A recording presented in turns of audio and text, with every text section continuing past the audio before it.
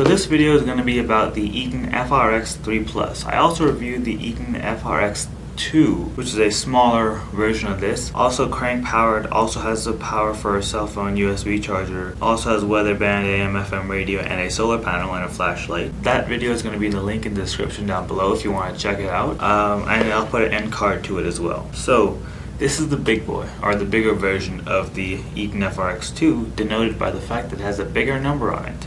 3. I do live in an older part of the city here in Vegas, and we do experience quite a lot of blackouts when it comes to severe weather like rainstorms or flooding or high winds. I think just yesterday we lost power for a solid 8 hours because there was a massive windstorm, large trees went down, and I think 2 transformers blew. I'm kind of happy I bought this, and it is an all-purpose weather radio with a portable phone charger. I will admit the phone charger is the main reason why I bought both of these two. That and the weather band functionality. Very important things to have. So it is an FM, AM digital radio, no weather band alerts, USB smartphone charging, hand crank power, solar charging, LED flashlight, and the glow in the dark locator. Unlike the FRX2, the locator ring is around the solar panel on this one and not the actual flashlight. And it also has a headphone jack, which is something I wasn't really expecting, but it is also a very welcome addition to have. It also has a 2600 milliamp hour lithium ion battery that can be charged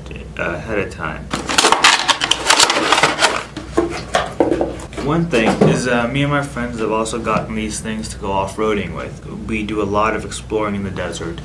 And if there's one thing you should know about desert weather is it can change in an instant. I've heard stories of guys going off-roading in the middle of a summer day and next thing you know they're running from a flash flood on dirt bikes. And I do think that having a weather radio would be a good thing to have, especially one with alerts. So maybe if you stop to have a little picnic in the summer desert, whatever, and some crazy weather stuff is about to happen, you at least might have a little bit of lead time. So here's the actual manual itself. I'm not too good at reading stuff like that, so I'm going to put that off to the side.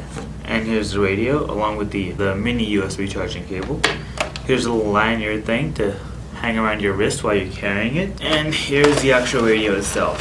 It's substantially bigger and heavier than the other one. See, read this first. The rechargeable lithium-ion battery has been disconnected for transportation purposes. To use the crank charge system, open the battery compartment and connect rechargeable batteries plug into the socket per diagram. Let's do that now.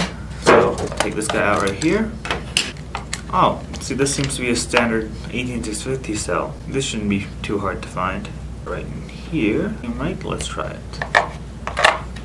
This should be pretty easy and cheap to replace later on down the line when it goes bad. Now on the back itself, here's the antenna. Much larger than the other one, and you have this little rubber boot to cover on. You have an aux jack here, 3.5 millimeter. You have a headphone jack here, a USB for charging, and a USB to charge your phone. Close those back up and see that the actual display with the time is constantly on. Oh, power switch is right here. The speaker on this one is substantially better quality than the one on the FRX2. So here you got the power button, then you get the alarm on and off, you get the up button, the down button, the reset button, the alert button, the set button, and the cell phone charging button. So, just like the other one, in order to actually use the cell phone charging functionality, you have to make sure that this is on cell right there. See the little cell pops up in the little screen right there. You plug the USB cable on the back, and then you begin to crank or power it off the battery on the inside. It also has a mute button right here, and here you can see it's AM, FM, and then you got the weather band functionality as well. So when it's set to cell, it won't actually turn on anything else. You need to turn cell off first before you can actually access anything else. So here we go. We got the weather band functionality. Variable at 5 miles an hour, and the barometric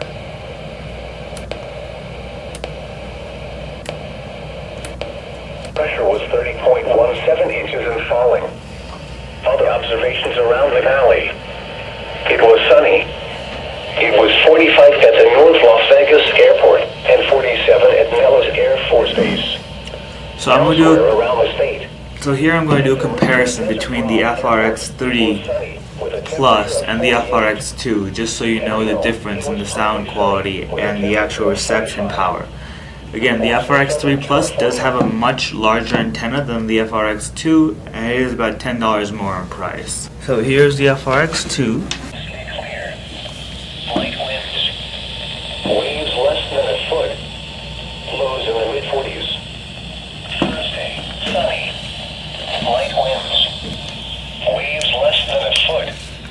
So here's the FRX2. This is on max power with the antenna fully up. Light winds. Waves less than a foot. Lows near 50. Friday, sunny. Light winds. Waves less than a foot. Highs near 70. The forecast. So there's the FRX2, and here's the FRX3 Plus. Sunny. North winds 10 to 15 miles per hour, decreasing That's to under 10 maximum miles on per this hour in one the compared to afternoon. maximum on this. Waves less than a foot. Highs in the lower 50s. Tonight, mostly clear. Light winds. Waves less than a foot. Lows near 40. Thursday, sunny. Light winds. Waves less than a foot. Highs in the lower 60s. Thursday night, clear. Light winds. Waves less than a foot. Lows in the lower 20s. So here's maximum on this one.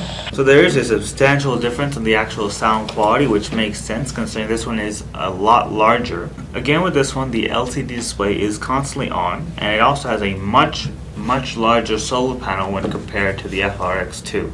Glow ring, instead of being around the flashlight on the FRX2, is around the actual solar panel of the FRX3 Plus. They both appear to have very similar 3 LED flashlights, and other than that, this does seem like a very good, very functional radio. It does its job. You have the actual tuner knob right here on this side over here, and then you also have the actual volume controls right here. Also, here's a mute button, on and off, and a battery indicator inside along with your digital tuner. Again, I do prefer digital. I know quite a few people prefer an analog tuner. One thing I don't particularly like about this radio is it is held together with Torx screws rather than normal Phillips head screws. So if you do need to go service it and fix something, it is going to be a little bit harder. But it is substantial. It feels extremely well built. Maybe it can take a little bit more damage than the FRX2. Even the hand crank itself is... Actually, the hand crank on this one is much easier. We'll need to crank this for about 3 to 5 minutes in order to get any usable battery power onto your phone.